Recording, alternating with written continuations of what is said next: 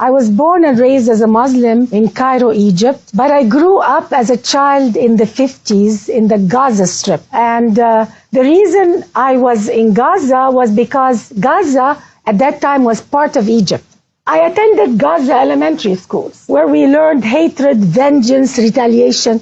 Peace was never an option. The concept of peace was something foreign. Actually, the word peace was never even mentioned in the services of any mosque. We recited poetry every day in the school, wishing upon ourselves to die as martyrs. You know, I used to see girls reciting this poetry while they're crying. They would wish upon themselves to die as a martyr. See, our value system was about victimhood, thinking of ourselves as victims, or to be a martyr, to go kill everybody and die as a martyr, either a victim or a martyr. There is nothing in between. Women don't go to mosques, but we used to hear the service of the mosque either on radio or on TV. And I remember every Friday prayer, the sheikh would be at the end of the sermon, he would curse, may God destroy the Jews and the infidel and even the Christians and non-Muslims.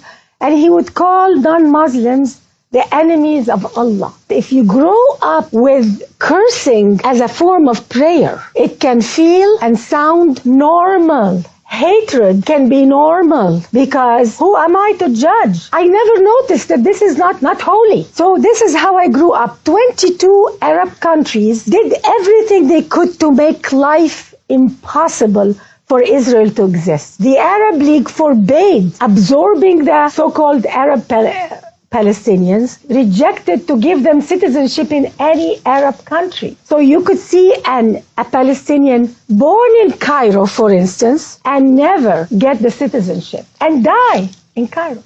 They are born and die in Syria, a Palestinian, and they never get a citizenship. Why? Because the Arab League wanted the Palestinian problem never to be solved. This is not their agenda. The agenda is to keep them refugees from birth to death. The culture was so for sacrificing. They encouraged women to stand up in front of the cameras and say, I gave my son to the jihad and I want my other children to die in the jihad. Women who are for life, for peace, were looked down upon. Women who would be radical, if not more radical than men, who will promote jihad for their children, were lifted up as honorable women to be respected in society. So for a woman to be respected in Islamic society, you have to be as radical, if not more radical, than men.